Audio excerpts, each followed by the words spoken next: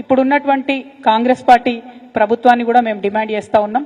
మేము అధికారంలో ఉన్నప్పుడు గౌరవ పెద్దలు కేసీఆర్ గారు పార్లమెంట్లో మేము 2015లో మాట్లాడి మరి మాకు స్పైసెస్ పార్క్ ఇవ్వండి, పసుపు ఆధారిత పరిశ్రమలకు అవకాశం ఇవ్వండి అంటే ఆనాడు కేంద్రం రాసిన ఉత్తరం ఉంది, మేము డబ్బులు ఇవ్వము, మీరే డబ్బులు పెట్టుకోండి, మీరే ల్యాండ్ ఇవ్వండి, మీరే పరిశ్రమలు తెచ్చుకోండి అని వాళ్ళు చేతులు దులిపేసుకున్నారు.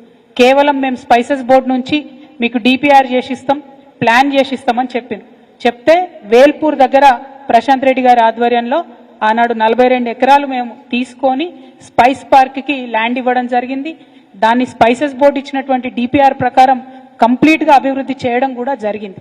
ఇప్పుడు ఉన్నటువంటి కాంగ్రెస్ ప్రభుత్వాన్ని మేము చేసే డిమాండ్ ఏంటంటే అక్కడికి పరిశ్రమలు తీసుకొని రండి, మీరు అక్కడికి పసుపు ఆధారిత వ్యవసాయ ఆధారిత పరిశ్రమలు తీసుకొని రండి.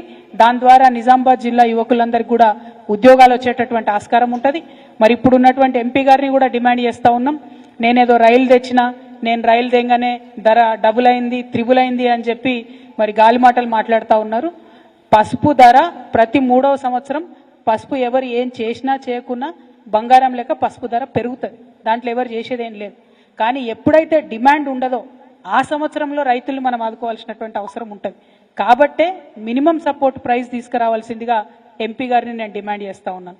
అట్లానే జక్రాన్పల్లిలో అన్న పెద్దన్న బాజిరెడ్డి అన్న గారి ఆధ్వర్యంలో 800 ఎకరాల భూమిని మేము సేకరించి కంప్లీట్గా ఎయిర్పోర్ట్కి సూటబుల్ కండిషన్స్ అన్నీ కూడా క్రియేట్ చేసి దానికి మా ప్రభుత్వం నుంచి లేఖ